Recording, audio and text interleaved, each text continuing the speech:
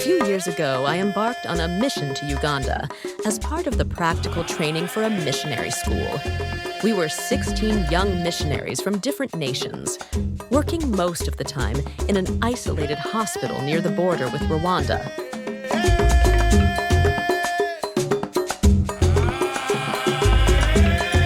Although it was the only hospital for hundreds of kilometers, it had only one qualified nurse and a few unqualified midwives and aides. Every day, dozens of people came seeking help. Surprisingly, there were only two main diagnoses: malaria, which was very common in the area, and demon possession.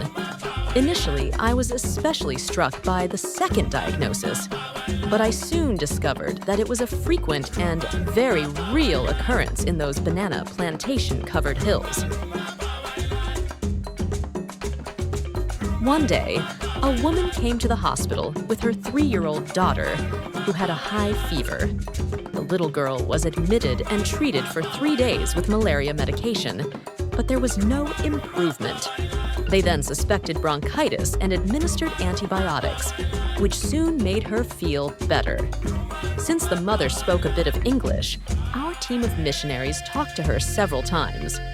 One day, she mentioned that she wanted to leave soon because she was worried about her son, who was left at home with her mother-in-law. She told us that she was a believer and attended church, but her mother-in-law practiced witchcraft, and she avoided leaving the children with her.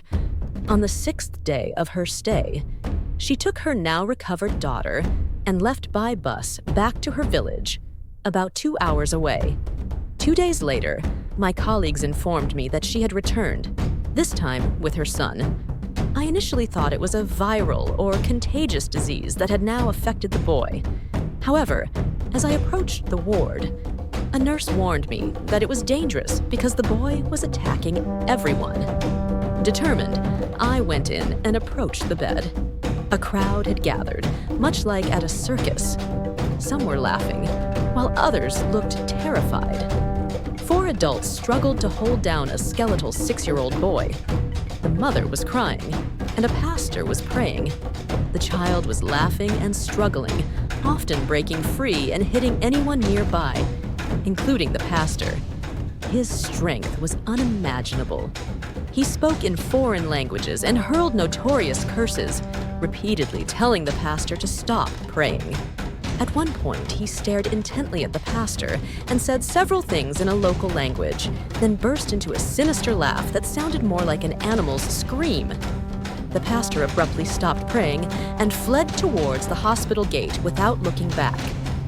I didn't understand what was said, so I asked a nurse. She explained that Satan had revealed, in front of everyone, the pastor's extramarital affairs over the past 5 years. With no one left to pray, I felt deep compassion for how the demon tormented the child. The mother told us that for 3 days, the boy had not accepted food or even water and could no longer walk or stand. She believed her mother-in-law had used him in some spells, causing his current state. In his stomach, there was something like a hard tumor, moving up and down as if something alive was inside. In another part of the world, this child would have been rushed to surgery. The boy screamed that he had a demon in his head, another in his stomach, and one in his legs. He wasn't receiving any treatment. I approached and whispered a prayer in my language. I wasn't afraid and placed a hand on the boy's arm. He looked at my hand and then at me, but didn't attack. His eyes, however, had a cold gleam that took your breath away. "Who are you?" I asked in Romanian, my native language. "We are called demons," he replied in my language, laughing maliciously. I recalled the biblical passage where Jesus encountered a man possessed by a legion of demons in Gerasenes. Believing in the power of prayer, I went to gather our missionary team to pray for the boy. At that time, the hospital was fuller than ever, with people sleeping 2 to a bed, or on sheets on the floor, among beds, and in the corridors. They had various diseases, viruses, and pus-filled boils. When they saw us foreigners coming to pray, almost everyone who could stand gathered in the ward.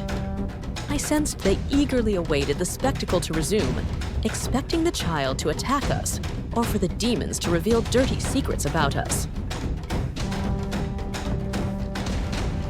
We surrounded the bed and began to pray. Initially, the boy became agitated, his stomach tumor rising up to 1 meter. Then he slowly began to calm down. A woman among the onlookers started softly humming a Christian song. Dozens of voices joined in. We prayed past midnight while the patients, with their crutches and purulent boils, sang Christian songs with all their might and danced around the bed. Gradually, the adults released their grip on the boy. I kept my hands on his head the entire time. I never felt fear, and he did not attack me. Some lit lanterns and candles, since the hospital only had light for 1 to 2 hours in the evening from solar panels. Fearing a fire, we eventually went to our rooms in the hospital yard, allowing the patients to rest.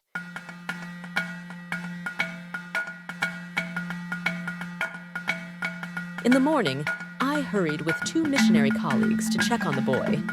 To our amazement, the wards were almost empty. We asked the hospital staff where the patients had gone. They said everyone felt better and left at dawn. Miracle. Only a dying old man and the mother with her son remained. The child was calm, sleeping, and no longer manifesting any demonic behavior. When he woke up, he was entirely different but very weak. The mother tried to give him water and food, but he refused. She then attempted to get him out of bed, but his legs curled up like those of a paralyzed person. I picked him up and took him to the hospital yard, placing him on the path. He walked normally to the gate, smiling happily, just like a typical 6-year-old child. There was a kiosk at the entrance, and I bought him a pack of biscuits.